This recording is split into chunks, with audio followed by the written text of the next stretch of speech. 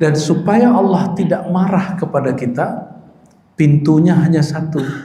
Allah jadikan satu-satunya pintu Allah tidak marah kepada kita adalah pintu kekasihnya, Sayyidina Muhammad SAW. Maka gelar Nabi apa? Habibullah. Orang kalau masuk kepada bab ini, dia tidak dimurkai Allah SWT. Di teks atau matan yang sudah dibaca sebelumnya, Alhamdulillahi Rabbil Alamin. Lalu pada bulan lalu kita membacakan, mengurai penjelasan Imam Sanusi tentang makna Alhamdulillah, makna Rabb, makna Al-Alamin, bahwa alam itu ada dalam diri kita sangat banyak dan jumlah alam secara global 18.000. Di dalam diri kita semuanya itu ada miniaturnya. Maka tubuh ini, jiwa ini, badan ini disebut alam kecil, sedangkan alam semesta ini disebut dengan manusia besar. Jangan dikira, kata Imam Najmuddin Kubra, begitu juga Imam Ghazali di Mishkatul Anwar, kalau disebut langit secara fisik, betul yang di atas kita, tapi langit secara rohani adalah dimensi alam rasa atau keyakinan yang lebih tinggi dari alam panca indera. Maka itu disebut langit. Jadi bukan langit yang ono, yang tempat bintang-bintang itu. Jadi kata Imam Ghazali, Imam Ahlus Sunnah, segala sesuatu yang di atas suatu hal, baik itu empirik, fisik ataupun akliyah. Jadi akal ini punya pemahaman bertingkat-tingkat, itu juga disebut langit-langit. Ya. Dan itu bukan ajaran kebatinan, itu ajaran Imam Ahlus Sunnah, Hujjatul Islam Abu Hamid Al-Ghazali. Ini juga yang dijelaskan oleh Imam As-Sunusi. Sekarang kita masuk ke khutbatul kitab atau muqaddimatul kitab, matan teks kalimatnya. Qala bisanadil muttasilaihi wassalatu wassalamu ala sayyidina wa maulana Muhammadin. Wassalatu, kalimat salat dalam bahasa Arab berarti salat secara bahasa doa curahan rahmat. Kalau dalam bahasa Indonesia, salat itu sesuatu yang dimulai dari takbir, diakhiri dengan salam. Ternyata bahasa Indonesia terlalu sempit. As-salatu dalam bahasa Arab, salat itu artinya doa rahmat yang bisa berarti gerakan salat yang dimulai dari bismillah, takbir diakhiri dengan salam, ataupun yang kedua mengirimkan salam cinta rahmat kepada baginda sallallahu alaihi wasallam, itu juga disebut salat.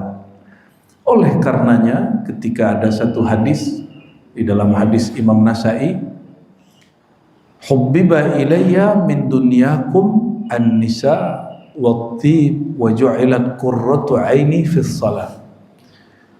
Allah buat aku, kata Nabi, mencintai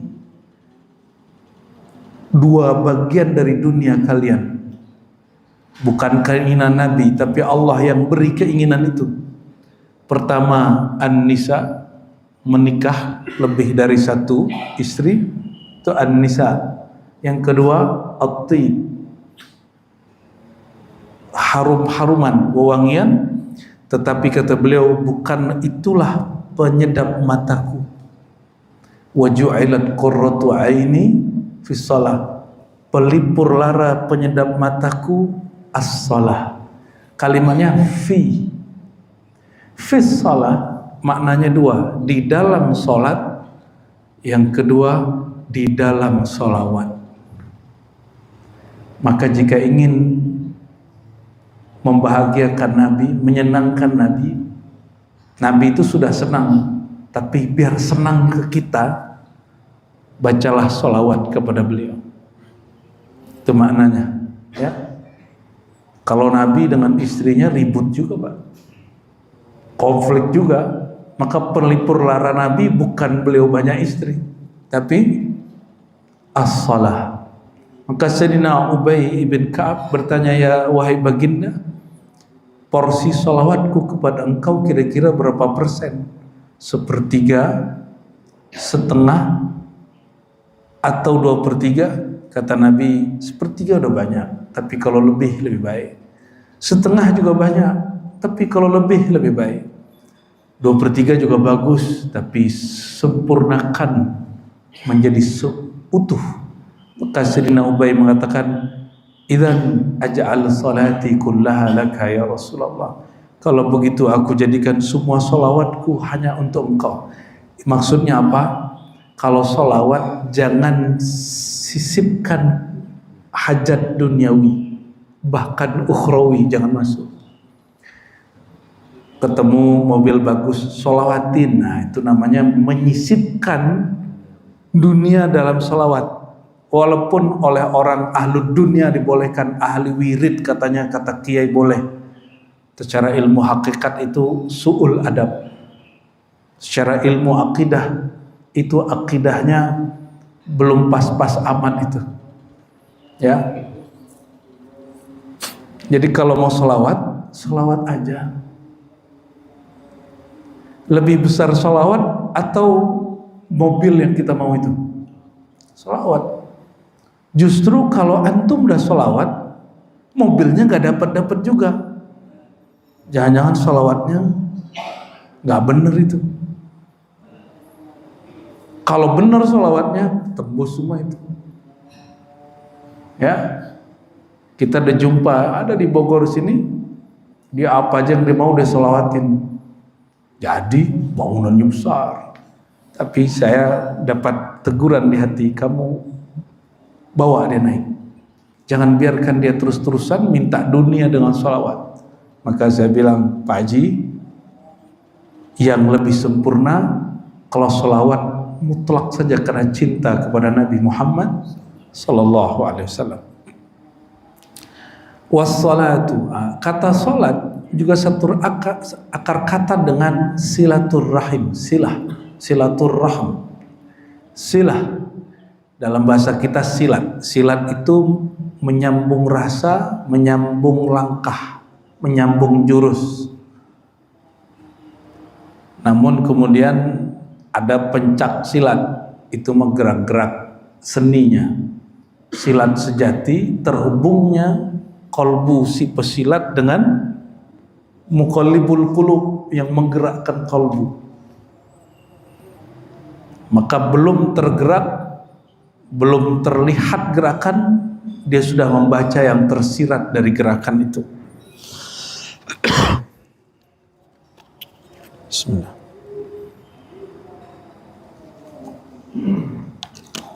Apa kata beliau? La syakka, tidak ada syak, tidak ada keraguan, anna a'lal kamalat al-hadithah kulliha wa adwamaha kamalul fawz bi ridha maulana jalla wa ala wa salamah min ghadbihi. Kesempurnaan yang paling tinggi, paling abadi adalah kamalul fawz, kesempurnaan karena mendapatkan ridha Allah Ta'ala dan selamat dari murkanya. Ini kata beliau nih. Dan qad ja'ala Allah Ta'ala bifadlihi nabiyyana wa sayyidana wa maulana Muhammadan sallallahu alaihi wasallam baban aziman maftuhan lidzalika fid dunya wal akhirah la yuqaribuhu babun. Dan supaya Allah tidak marah kepada kita, pintunya hanya satu. Allah jadikan satu-satunya pintu Allah tidak marah kepada kita adalah pintu kekasihnya, Sayyidina Muhammad SAW. Maka gelar Nabi apa? Habibullah. Orang kalau masuk kepada bab ini, dia tidak dimurkai Allah SWT. Bapak ibu ini boleh marah kepada kekasih, tapi marahnya pun marah sayang. Betul nggak? Anak kita sayang, kita kalau marah bukan karena kita mau menghancurkan dia, tapi karena kita sayang. Sama istri marah bukan karena ingin membunuh dia, tapi karena kita ingin memanjangkan hayat dia. Itu bedanya. Marahnya pun marah cinta. Ini gimana? Ini marah kalau mau bini gimana? Main pukul. Oh, itu berarti monster tuh dalamnya tuh ya. Bukan marah cinta itu. La yuqaribuhu babunnya, tidak ada yang menyamainya sama sekali. Wala yastaghni 'ani ta'alluq bi adhyalihi wal iwa ila atabati haramihi wa babihi ahadun min al-a'da aw al-ahba. Tidak ada yang bisa menyamai, tidak ada yang sanggup duduk di makom itu kecuali Sayyidina Muhammad sallallahu alaihi wasallam. Kaifa wa min ajlihi khalaqallahu ta'ala al-kamal dunyawi wal ukhrawi wal ulwi was sufliyah.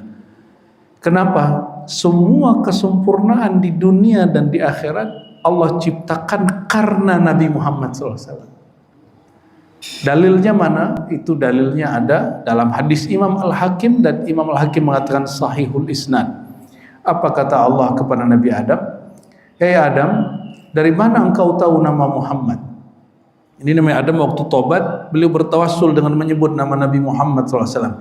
Nabi Muhammadnya belum lahir secara fisik, tapi nurnya sudah.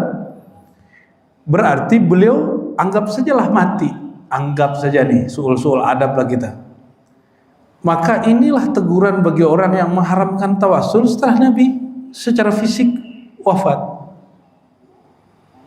Jika tawassul sebelum beliau terlahir dengan tubuh Muhammad bin Abdullah boleh, Sayyidina Adam melakukannya, apalagi setelah lahir lalu wafat.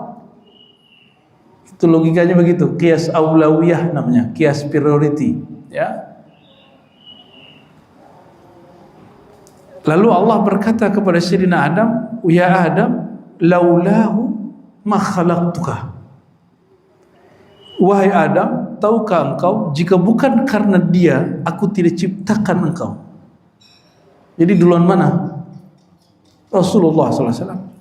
Maka Sayyidina Adam itu Abu Muhammadin, bapaknya Muhammad bin Abdullah secara nasab.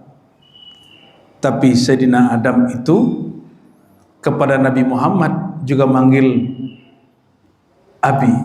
Jadi Nabi Muhammad itu Abu Adam, ayahanda Sayyidina Adam secara nur.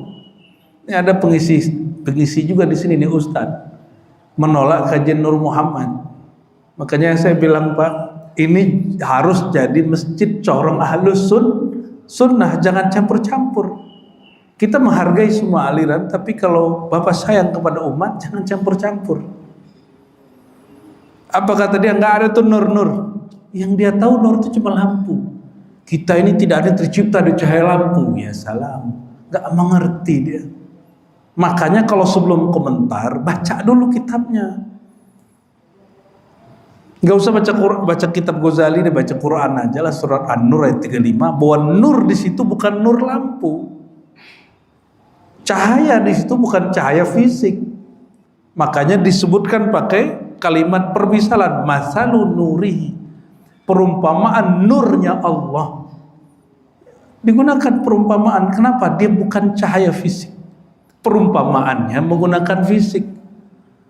Kadang kita bingung juga ngadepin orang-orang yang nggak ngerti tapi komentar gitu.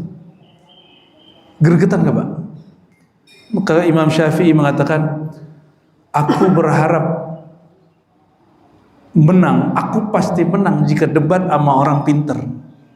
Aku ya siap menang, kira-kira gitu. Tapi kalau debat sama orang nggak ngerti, aku siap kalah, katanya. Biarlah kalah. Bingung kan kita mau jelasin apa? Oh nggak bisa, pokoknya nah, begitu udah nutup data dia.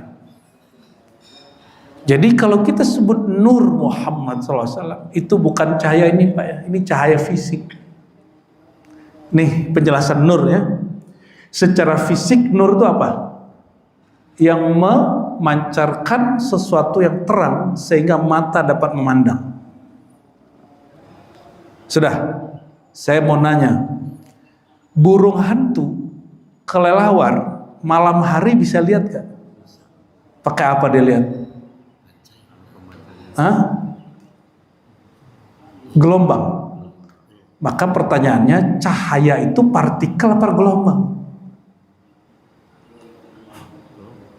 Gelombang. Kalau sekarang apa nih cahaya? Seakan-akan dia partikel, ya kan? Ini kalau dalam ilmu eksak nih. Paham maksudnya? Bahwa secara empirik ini cahaya membantu mata kita. Maka Imam Ghazali kasih pertanyaan, sebenarnya yang memandang objek di depan itu mata ini atau dihantarkan oleh cahaya itu? Kenapa? Pertanyaan itu muncul karena kelelawar dan burung hantu dia bisa melihat walaupun gelap.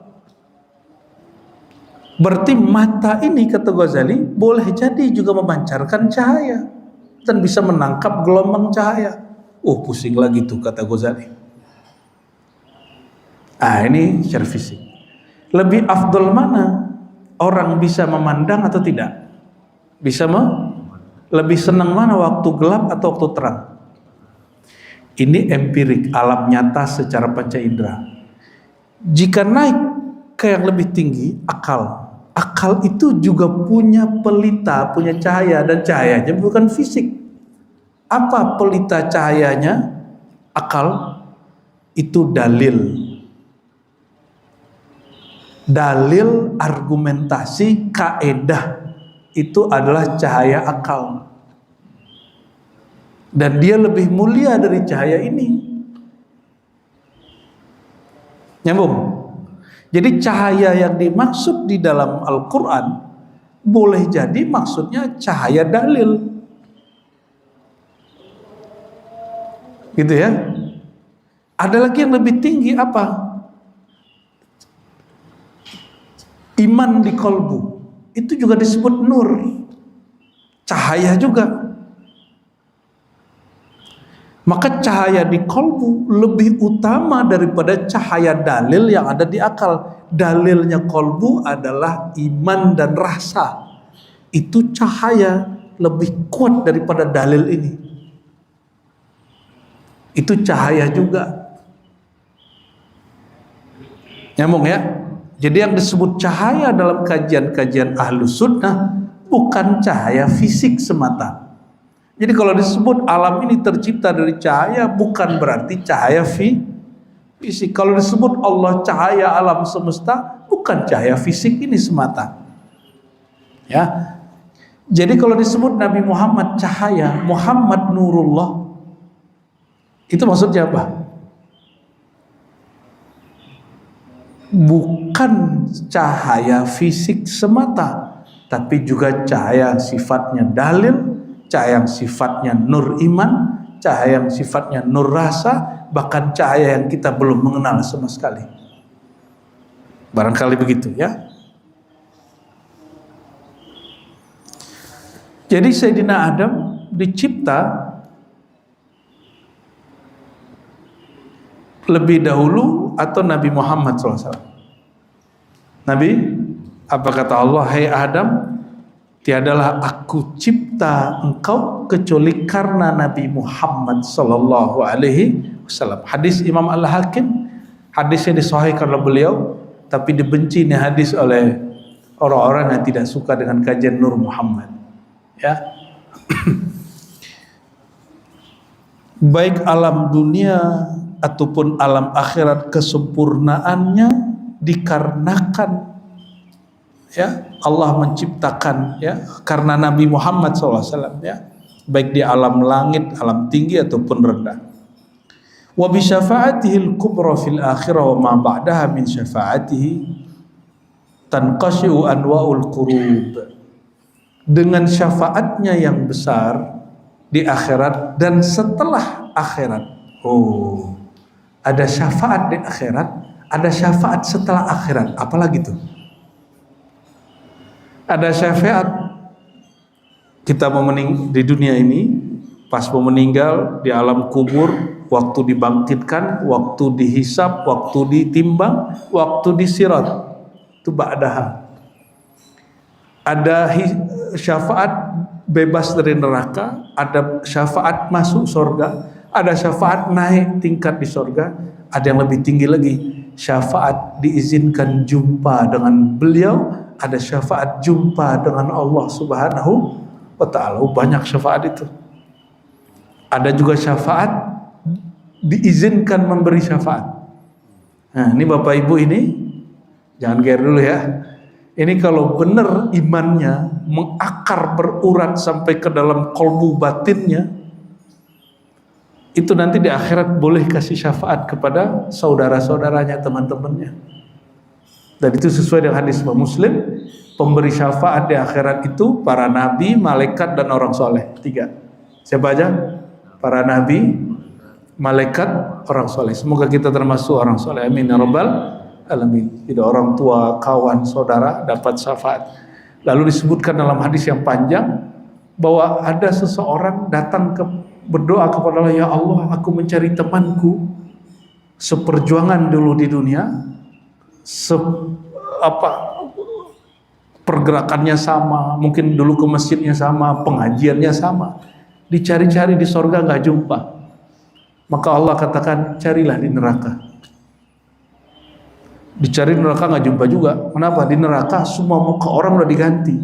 Karena tubuh ini tubuh miniatur Nur Muhammad Sallallahu Alaihi Wasallam. Maka dihancurkan muka ini. Maka diizinkan Allah dia mengakses kolbu. Apa kata Allah? Keluarkan siapa saja yang di kolbunya ada nur iman, walaupun sebiji zarah. Dikasih pandangan batin dia. Maka siapapun nanti yang dia temuin di neraka ada nur iman di kolbunya walaupun sebiji zarah, ditarik. Nanti setelah dimandikan di haud baru kelihatan temannya siapa. Semoga kita salah satu orang yang memberi syafaat itu. Amin ya rabbal alamin ya. Gimana caranya? Banyak-banyak bersalawat kepada sumber syafaat. Syafaat itu bahasa Arab artinya pertolongan yang dilipat gandakan. Dari kata syafa'a, ya.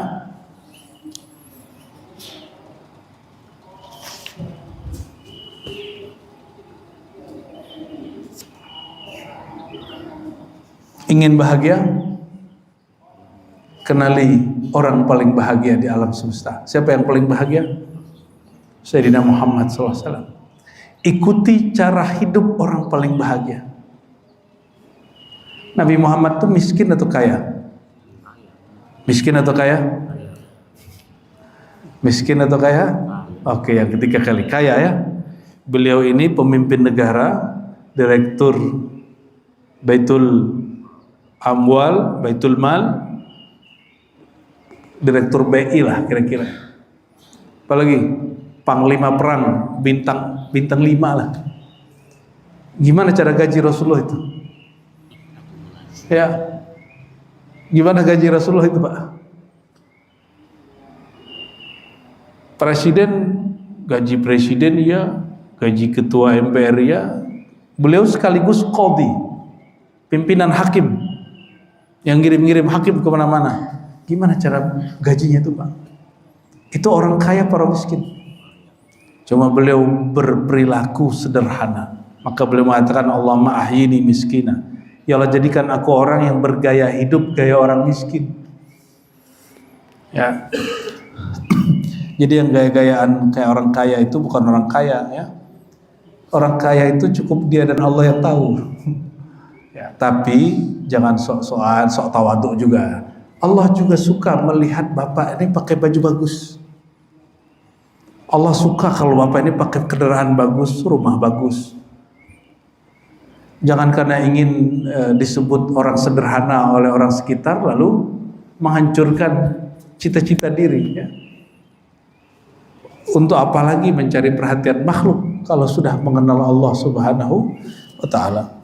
Bi barakati ba'thihi asy-syarif wa tulu'i tal'atihi al-bahiyya as-sa'ida 'al-ard inkashafat zulumatul kufur wal jahalat allati 'amat wa intasharat.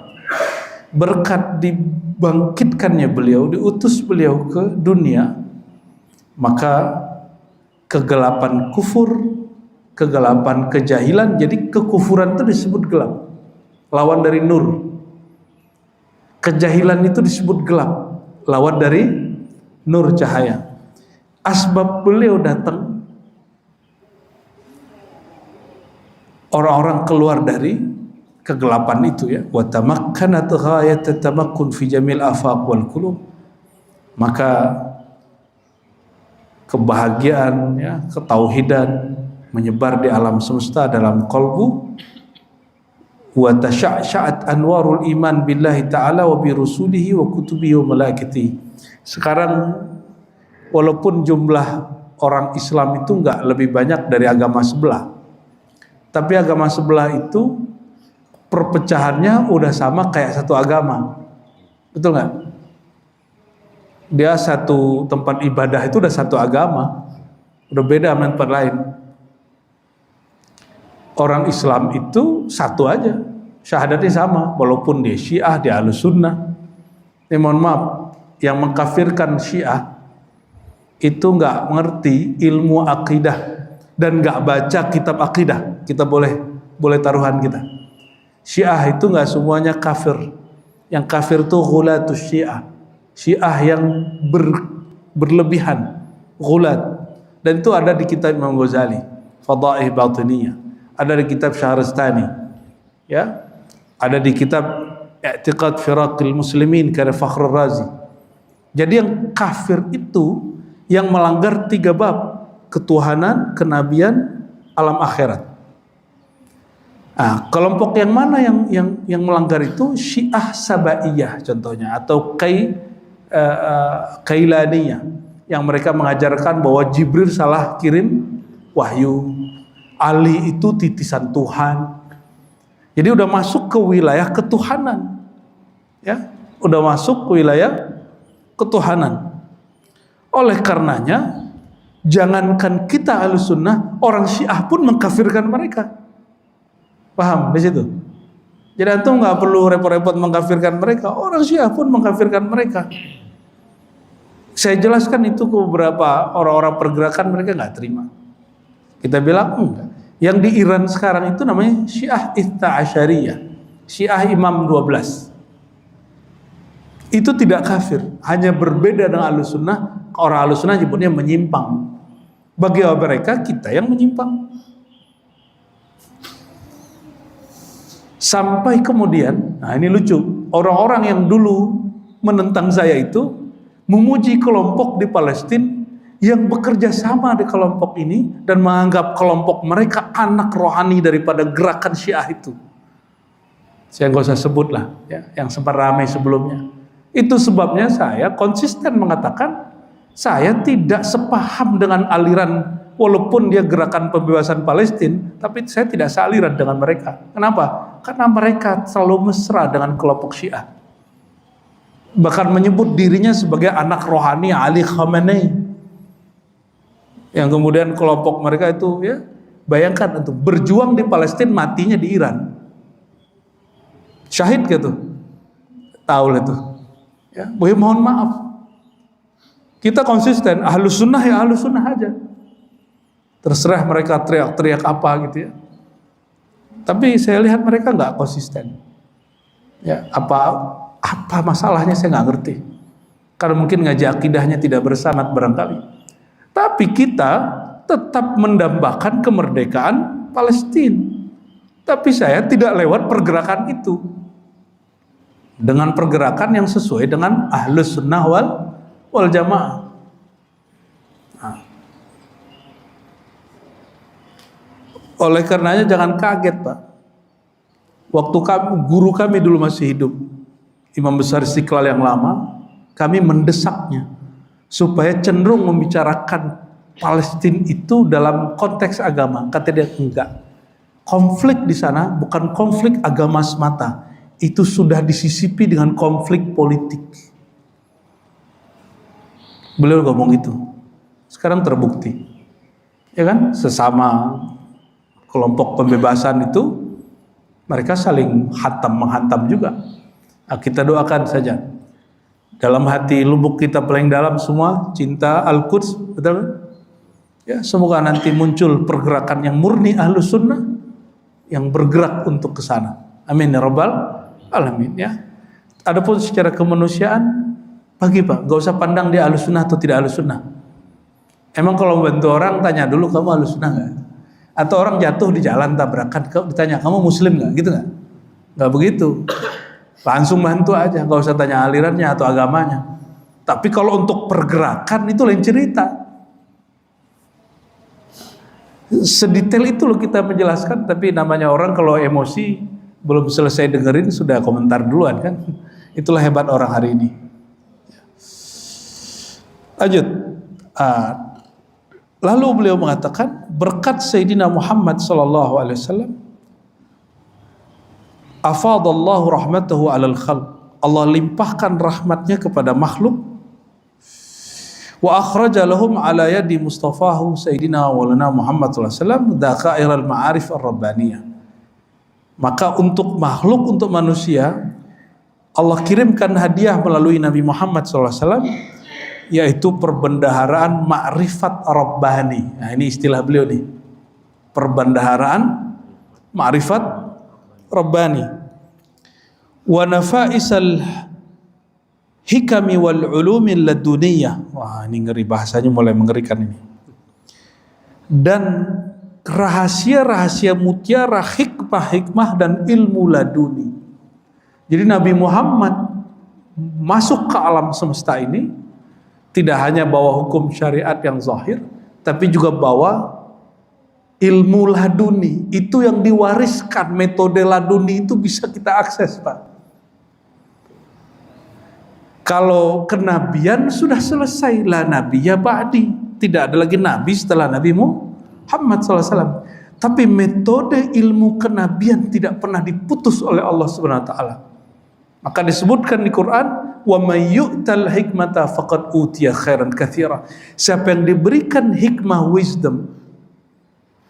Hikmah itu apa? Mengakses langsung ilmu Allah, kita sebut ilmu laduni. Orang yang dapat akses itu, dia sedang mendapatkan anugerah yang sangat besar, ya. Wa halahum bi jawahiril asrar allati khaba'aha lahum fi khazainil ghuyub. Maka Allah melalui Sayyidina Muhammad SAW menghiasi umat ini dengan mutiara-mutiara rahasia yang Allah simpan di khazinah kegaiban. Maksudnya apa? Syariat sudah selesai belum? Syariat sudah selesai? Sudah atau belum? Kalau belum berarti masih ada nabi lagi dong. Syariat sudah selesai? Ini pertanyaan ngetes aja nih Pak. Ngetes dikit. Ini kajian Ahlussunnahnya sejauh mana nih dalamnya? Syariat sudah fix belum? Syariat sudah fix. Namun knowledge, pengetahuan, makrifat belum semuanya Allah turunkan. Oleh karenanya juga usah ilmu ma'rifatullah, ilmu tentang kerohanian, ilmu kedokteran di zaman Nabi sudah diturunkan semua belum? Belum. Sekarang kedokterannya lebih canggih ya dari zaman Rasulullah. Lebih canggih. Itu ilmu Rasulullah, Pak. Karena nama beliau Tabibul Qulub wal Abdan. Nabi itu dokter kolbu dan ilmu kedokteran fisik bersumber dari dirinya.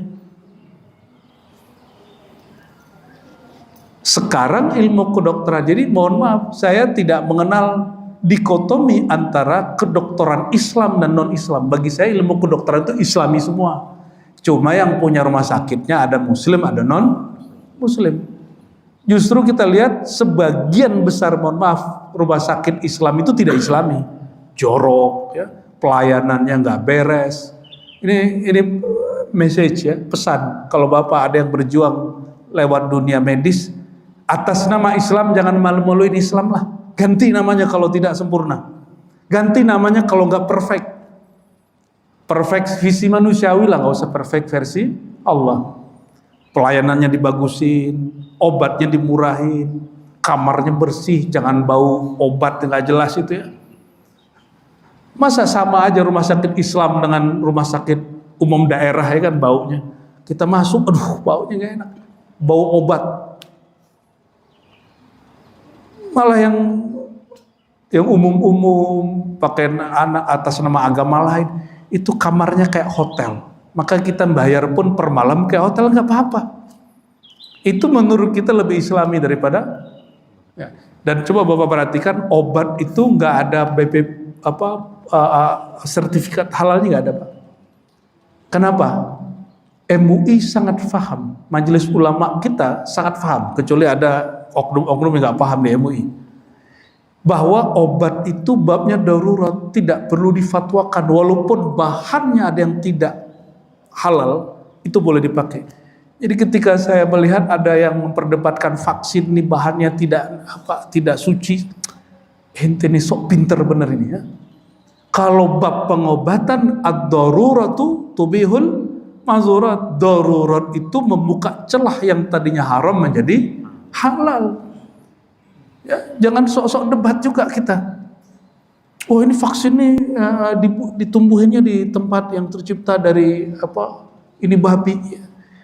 Kalau teknologinya baru ada itu ya nggak apa-apa. Tapi kalau ente bisa datangkan solusi baru, buat yang baru. Kalau nggak itu masih halal. Tapi bab darurat. Ya. Narkoba itu aslinya untuk menghilangkan sakit itu kan kalau sesuai takaran dokter halal dia.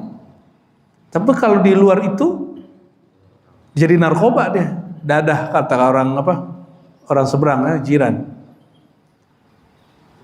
Maka seharusnya kayak mohon maaf, ganja itu untuk pemakaian tertentu kalau sesuai dengan kaidah kedokteran herbalis bisa, Pak.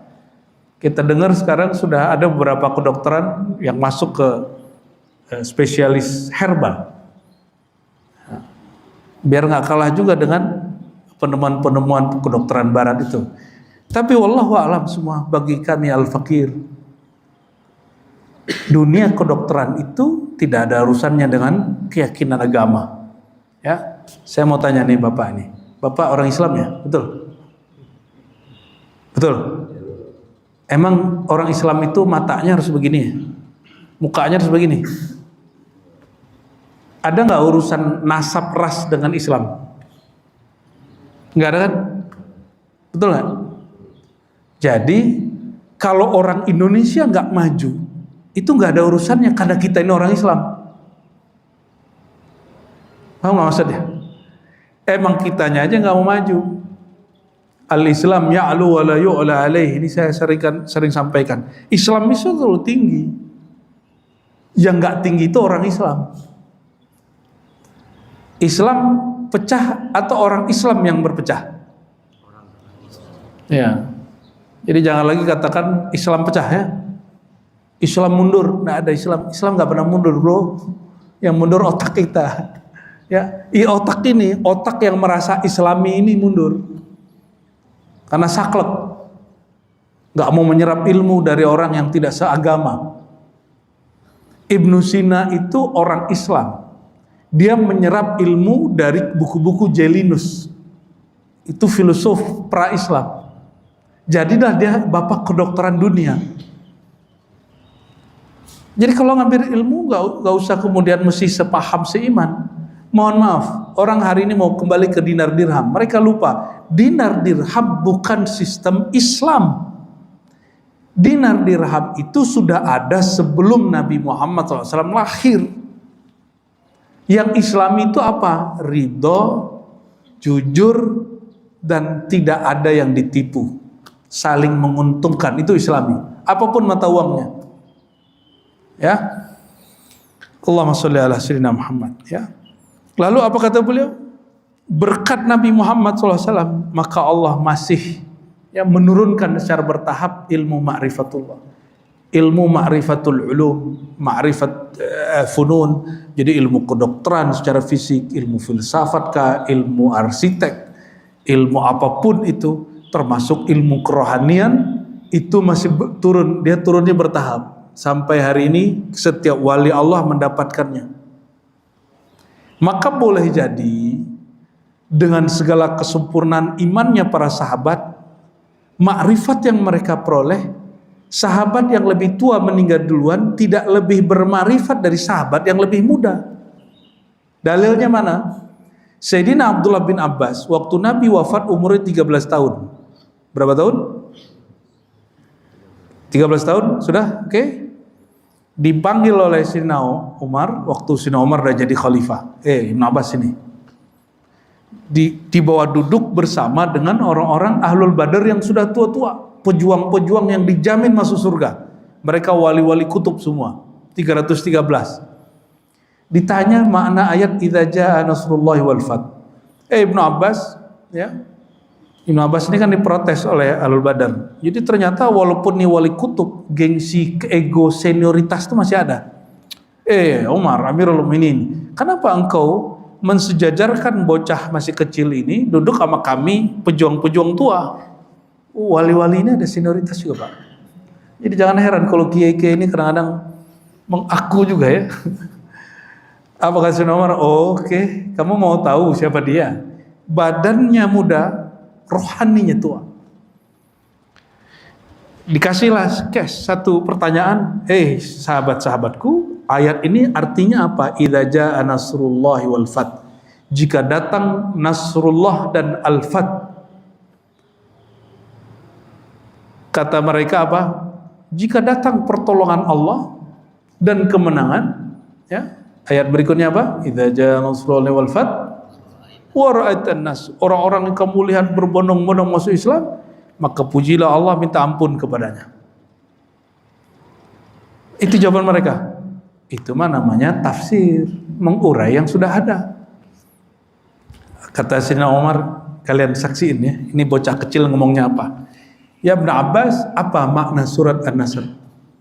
Jawaban beliau, idza jaa nasrullah wal fath huwa mautu Rasulillah sallallahu alaihi wasallam. Itu wafatnya Nabi Muhammad sallallahu alaihi wasallam. Menangis semua itu Pak Ahlul Badar. Ya, itu tanda kewafatan Nabi Muhammad sallallahu alaihi wasallam, bahwa tugasnya sudah sederhana, maka Allah kirimkan An-Nasr, bantuan, dan Al-Fath.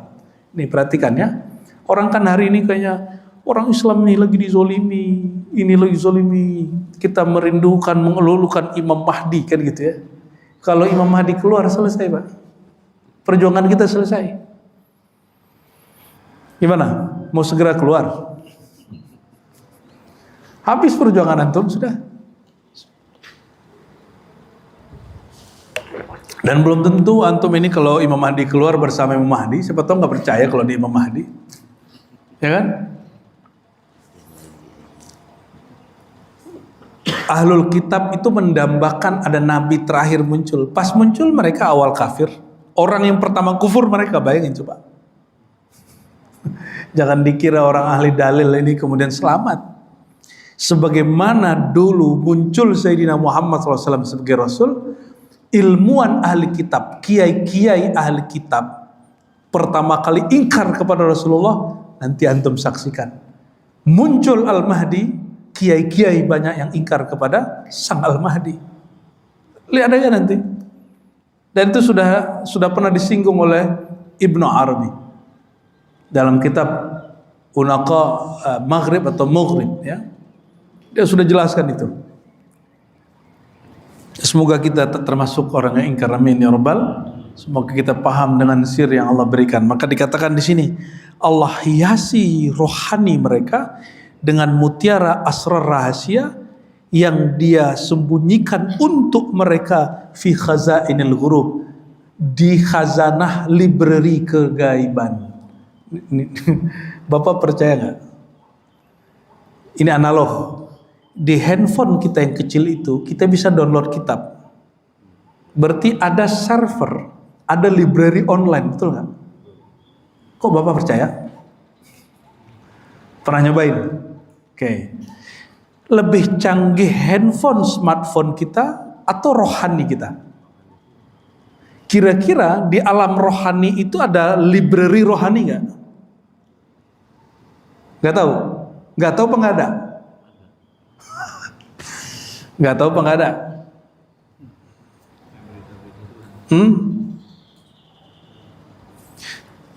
Tunggu dulu. Nabi Muhammad waktu turun Al-Quran, turunnya buku. Turunnya apa? Emang udah ada percetakan zaman itu? Apa yang turun waktu itu? Yang turun apa? Bukan tempat turunnya. Al-Quran. Al-Quran itu lembaran kertas begini atau apa?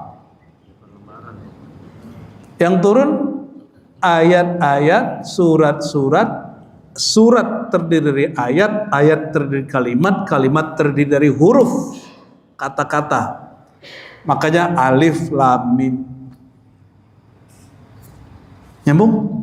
Jadi yang disebut Alkitab dalam qalbu Nabi Muhammad itu bukan lembaran ini, tapi turunnya kalimat-kalimat pemahaman-pemahaman di qalbu Nabi yang tersusun dalam beberapa file-file, disebut file Al-Fatihah, file Al-Baqarah. Kotak-kotaknya itu sampai 30 kotak. Itu yang disebut dengan Alkitab. Disalinlah jadi mushaf. Maka mushaf bukanlah Al-Quran. Mushaf itu hanya salinan Al-Quran. Kalau mau dibakar juga gak kebakar Quran yang di sini. Cuma dia menghina kalam Allah, itu aja. Kecuali membakarnya karena ingin menyelamatkannya, itu lain cerita. Dan nyambung? Jika metode ini diwariskan, kalau wahyu kan Quran, wahyu tasyariat Quran. Jika itu wahyu ma'rifat ilham, turun ke kolbu seorang wali, yang turun buku begini, atau seperti tadi, huruf-huruf, kata-kata, kalimat-kalimat, kaidah-kaidah, hikmah-hikmah, lalu dalam bentuk file dikumpul jadi satu kitab. Jadinya Hikam, Sirul Asrar Syabul Qadir Jilani, Fathur Rabbani, Ihya Ulumuddin, Mishkatul Anwar Ghazali. Itu sebenarnya turun di kolbu dia, lalu disalin secara fisik. Jadi yang kitab yang mana? Yang di dalam itu. Maka ketika terjadi penghancuran kota Baghdad, ya, yang pernah mencatat kitab di Baghdad itu namanya Ibnu Nadim. Dia mencatat, saya lupa detailnya, lebih dari 10.000 judul kitab. Apa kata satu orang ini, ulama ini? Seandainya, ini belum terjadi pembakaran, seandainya Baghdad hancur dan semua kitab-kitab di sana dihanyutkan, dibakar, masukin sungai Eufrat, aku akan imlakan isinya semua dari awal sampai akhir. Ini ada seorang ulama ngomong gitu, Pak. Gimana kira-kira? Antum percaya nggak tuh? Kalau saya percaya, ya. Disertasi saya setebal ini doang, Pak. Karena downloadnya cuma dari akal, saya udah banyak yang lupa. Tapi dia kalau downloadnya dari dalam sini, mau sampai kapan pun tidak akan lupa. Itu bedanya, ya. Oleh karenanya, jangan heran di dalam kitab Fawaih Al-Jamal wa Fawatih Al-Jalal karya Imam Ahlus Sunnah namanya Najmuddin Kubra, pendiri tarekat Ahlus Sunnah namanya Kubrawiyah. Di sana di alam kegaiban itu juga ada kutubul ghaib, kitab-kitab yang sifatnya tidak fisik tapi gaib. Gimana? Jadi jika wali Allah itu rohaninya naik, mi'raj, naik nih, transformasi, dia turun, dia akan bawa satu risalah. Jadi tiada wali Allah naik ke alam sana, turun kecuali bawa risalah. Risalah kemakrifatan, bukan lagi risalah ma'rifat, bukan lagi risalah syariat. Syariat sudah selesai. Kenapa Nabi Isa nanti perlu turun, Pak? Selain untuk membunuh Dajjal, tugas Nabi Isa waktu dulu hidup ngapain? Waktu dulu masih hidup di bumi kan, sekarang juga masih hidup. Meluruskan kesalahan ahli kitab dalam bab hukum. Menghalalkan yang diharamkan Bani Israel terhadap diri mereka. Ini perhatikan. Jika Nabi Isa nanti turun, dia turun bukan sebagai nabi, tapi sebagai wali, sebagai qadhi, sebagai mujtahid terakhir. Dia akan meluruskan kekeliruan para imam-imam, para mujtahid yang menganggap sesuatu ijma padahal bukan ijma, menganggap satu hukum padahal dia bukan hukum. Dia nanti buka. Ini tugas Nabi Isa nanti. Jadi ada hal-hal yang kita yakini hari ini hukum, itu ternyata bukan hukum. Itu buatan kesepakatan ulama, bukan dari Rasulullah Sallallahu Alaihi Wasallam. Itu tugas Nabi Isa salah satunya nanti. Ya, udah kebayang belum? Ada yang disepakati ulama nih, ternyata dia bukan hukum syariat.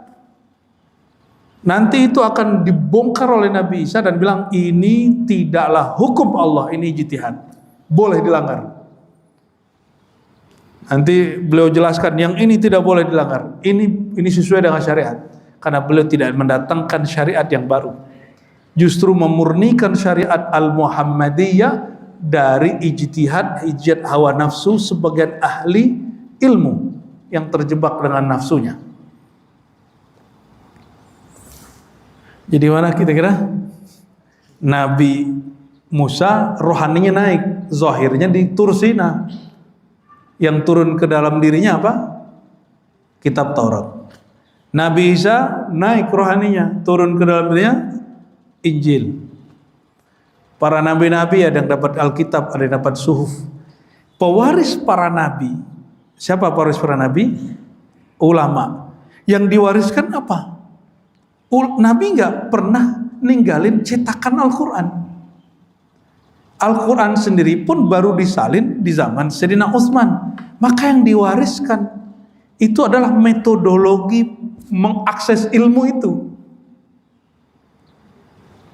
Nah, inilah kemudian disebut hatta kathura minhum fi kulli jabalin al-aqtab wal autad wan nuqaba wal akhyar wal abdal. Sehingga berkat ilmu makrifat tadi yang diakses terus, diwariskan terus karena Nabi Muhammad rohaninya masih hidup, turun kepada para wali. Wali-wali itu ada di setiap negeri, di setiap gunung. Mereka disebut wali aqtab. Aqtab itu jamak dari kutub, poros-poros. Jumlahnya 4 dulu. Ya, sebenarnya jumlahnya 313, banyak jumlah para rasul. Wal autad, wali-wali pasak, ya. Wal nuqaba, wali-wali yang mewakili kelompok-kelompok besar. Wal akhyar, wali-wali yang soleh, terpilih. Abdal, wali-wali yang menggantikan wali aqtab. Nanti jika ada masa, nanti kita jelaskan perbedaan kutub, autad, nuqaba, akhir, abdal. Insyaallah ya nanti ya. Apa karakter mereka? Kalau syukur-syukur, bagaimana cara jadi bagian mereka? Amin rabbal alamin ya. Jadi asbab ma'rifat itu, maka para ulama kemudian bertingkat-tingkat dengan gelar-gelar tadi ya. Dan jangan salah Bapak Ibu, ini beliau katakan fi kulli jabalin, di setiap negeri yang ada gunungnya, ada kampungnya, ada daratannya, ada lautnya, mau itu Arab tidak Arab, itu ada walinya. Waktu saya haji 2023, salah satu wali Allah di sana, mursyid Tariqat Naqsyabandiyah, yang mengijazahkan saya juga Naqsyabandiyah Khalidiyah dan beberapa tariqat lain, beliau mengatakan fi baladikum al-yawm al-kutub. Jadi pimpinan wali sekarang bukan di kami katanya, bukan di Mekah, sementara di kampung kalian dulu. Saya nggak terlalu paham maksud dia waktu itu ya. Ini beliau lagi ngomong apa nih? Udah selesai salaman baru ngeh. Oh, Syekh kenapa ngomong begini?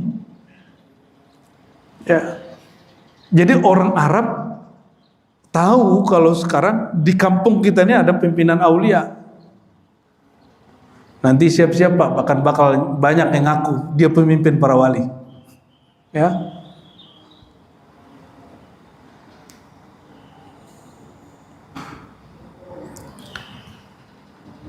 Pemimpin wali, berarti raja wali gitu ya. Rajanya wali itu. Nanti bakal banyak yang ngaku GR. Kegeeran seakan-akan dialah pemimpin para wali, Qutbul Aqtab gelarnya. Itu gelar Sayyidina Syekh Al-Qutb Rabbani Abdul Qadir Jilani. Beliau ini rajanya para wali, Sultanul Aulia. Jadi coba terlihat banyak yang ngaku-ngaku ntar. Ya. Wa'ajjatil ardu sahluha wa jabulha wa bahruha bitauhidil maula. Bukan wali itu intinya, tapi risalah yang ada dalam diri para wali itu, kemakrifatannya untuk membawa orang kepada syariat Nabi Muhammad SAW, yaitu syariat tauhid, mentauhidkan Allah Subhanahu wa ta'ala. Jadi di mana ada wali, bukan keberkahan, keajaiban yang kita cari. Apa kata dia? Bitauhidil maula tabaraka wa ta'ala, yaitu ketauhidan. Jadi di mana ada wali pasti syirik binasa di situ. Tapi hari ini para wali-wali ini dianggap sumber musyrik oleh tentara Dajjal, ya gak? Yang ngaku memurnikan agama Islam. Padahal mereka itulah tentara-tentara Dajjal itu.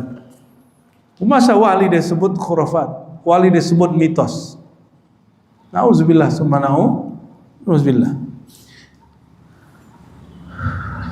Di mana-mana asbab mereka, orang mengenal Allah, mengenal Rasul, kitab-kitabnya, orang bersyukur kepada Allah SWT. Jadi asbab rahmat Nabi Muhammad SAW yang bersumber dari Allah, kita dapat kemuliaan masih adanya para aulia, dan rumah kita masuk nur Allah, kita sholat di dalam rumah, ya, kita memuji Allah SWT.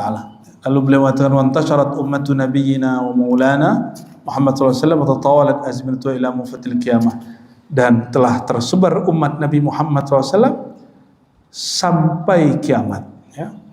Allah jaga. Nah, ini berkat Nabi Muhammad sallallahu alaihi wasallam. Hatta kadu kulluhum min hikami qulubihim wa sutu'i anwarihim wa imtidadiha ayyakunu anbiya. Wah, ini kalimat luar biasa ini.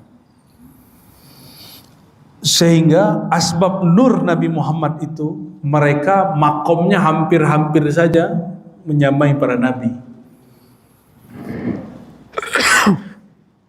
Bukan mereka jadi nabi. Paham maksudnya? Hatta ya ayyakunu anbiya, mereka selangkah di bawah Nabi Muhammad, para nabi-nabi terdahulu. Asbab nur Nabi Muhammad SAW. Tapi ingat, tiada wali yang lebih tinggi kecuali dia di bawah nabi paling rendah. Ada nih wali kutub makomnya paling tinggi kata orang, dia tetap di bawah nabi yang paling rendah. Nah, ini akidah Ahlussunnah wal Jamaah. Wa akthar subhanahu wa ta'ala adahum kasratan azimah takhruju anil hasr. Alhamdulillah, ya, Islam, nur Islam menyebar kemana-mana, sehingga kita nggak bisa pastikan, Pak, berapa sebenarnya jumlah orang Islam itu. Bapak kalau ke Jerman, ke Prancis, ke Inggris, mungkin, mohon maaf ya, orang Kristiani, Katolik itu banyak secara ID card. Tapi di ID card mereka nggak ada juga. Tapi secara praktis sih, coba lihat. Masjid-masjid yang cuma gang-gang kecil, ya, ruko-ruko kecil, itu ramai terus. Sedangkan gereja-gereja sudah sepi sekali. Maka beliau mengatakan, ya, wa aktsara adadahum kasratan azimah hatta takhruja 'anil hasr. Banyaknya luar biasa. Dan dikatakan nanti yang masuk surga 2/3 daripada ahli surga itu, ya, dari umat Nabi Muhammad sallallahu alaihi wasallam, mereka jumlahnya 120 saf. 120 saf. Bahkan ditambahkan di sini samanun, ya. Samanun 80-nya adalah umat Nabi Muhammad sallallahu alaihi wasallam. 120 saf, semua umat manusia. 80-nya kita. Berarti benar 2/3, ya. Alhamdulillah rabbil alamin. Wabil jumlah lamma lam yanal ghairuhu minal jannati ila al-yasir fa ka'annaha innama khuliqat min ajlihim walahum. Oleh karena itu, siapa saja yang dapat nur Sayyidina Muhammad SAW pasti masuk surga. Saya mau tanya Bapak, ini pertanyaan terakhir sebelum kita tutup. Lebih senang orang masuk surga atau orang masuk neraka? Lebih senang saudara kita terbebas dari neraka, atau Bapak ini lebih bahagia kalau mereka masuk neraka? Yang mana Pak? Ini hati paling dalam nih. Antum itu menginginkan mereka sama-sama selamat masuk surga, atau ente senang kalau mereka masuk neraka? Jangan-jangan jiwa syaitan itu dalam itu ya. Kok senang orang itu masuk neraka tuh, gimana ceritanya itu? Maka ini doa yang biasa dibaca Nabi, Allahumma ajirna minan nar. Sekarang tambahkan, Allahumma ajir, ya Allah bebaskan saudaraku, kawanku. Sebutin mereka dalam hati dari neraka. Ini amalan, mau jadi wali Allah, gak usah banyak-banyak amal ente. Sholat 5 waktu, tahajud, sedekah yang banyak. Tapi yang paling berat adalah buang kebencian ke orang. Kalau ngeliat orang maksiat, ya Allah bebaskan dia dari maksiat. Kalau ngeliat ada orang salah sesat, ya Allah bebaskan dia dari kesesatan. Bukan malah kemudian buat konten terus nyerang orang itu balik. Hari ini kan kayaknya orang Islami itu yang bisa komentarin orang ya. Kejenggot dikit terus bawa nama Allah dikit, kayaknya udah keren tuh ya. Kayak insya Allah tabarakallah ya akhi, masya Allah. Kayaknya udah Islami banget ngomong begitu ya. Jangan kejebak sama gimmick, itu namanya gimmick. Ajaran Islam yang sebenarnya ajaran yang mengajarkan keselamatan seluas-luasnya bagi orang. Jadi mulailah hari ini tidak membenci pemaksiat, tidak mendoakan keburukan bagi saudara sendiri. Boleh berbeda pandangan, tapi jangan kemudian mendoakan dia, awas lo ntar masuk neraka gitu. Ntar kalau nggak beda paham nggak bisa, yaudah ntar ente dihisap di akhirat. Tuh senang banget orang tuh dihisap-hisap sama Allah.